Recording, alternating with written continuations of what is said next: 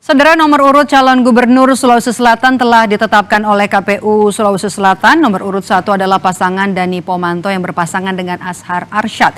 Sedangkan sang istri Indira yang berpasangan dengan Ismail Uskara mendapatkan nomor urut 3 di Pilwalkot Makassar. Informasi ini juga sekaligus menutup jumpa kita di Rumah Pilkada. Terima kasih sudah menonton. Saya Maido Pelfrina. Sampai jumpa.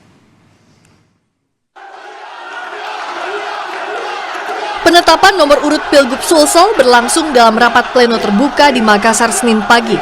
Pengundian diawali dengan pengambilan nomor antrean untuk menentukan urutan pengambilan nomor urut oleh masing-masing calon wakil gubernur. Paslon yang berkesempatan untuk mengambil nomor urut lebih dulu adalah pasangan Dani Azhar, lalu disusul pasangan Andi Sudirman Fatma. Hasilnya Dani Azhar dapat nomor urut 1, sedangkan ASS Fatma dapat nomor urut 2.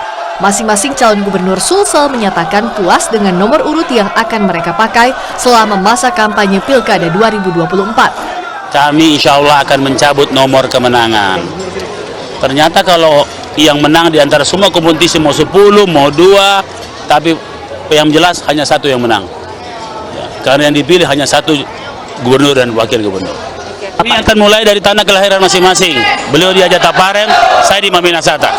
Apa yang diberikan kita ini adalah sudah dari tentu dari Allah Subhanahu Wa Taala, Tuhan yang Maha Kuasa, bahwa kita diberikan nomor 2 dan alhamdulillah juga kebetulan pas sama dengan Pilpres kemarin, presiden terpilih kita juga nomor 2. Artinya tentu kita ini sosialisasi ke bawah juga sudah pernah melaksanakan itu dan paling penting. Sedangkan sang istri Dani Pomanto yakni Indira Yusuf Ismail yang berpasangan dengan Ismail Uskara di Pilwalkot Makassar mendapatkan nomor urut 3. Seperti tagline kita, teruskan kebaikan.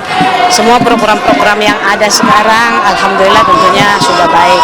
Jadi itu kita teruskan dan tentunya sesuai kebutuhan ke depan akan ada akan ada program-program unggulan yang tentunya kita sesuaikan dengan kebutuhan masyarakat Kota Makassar.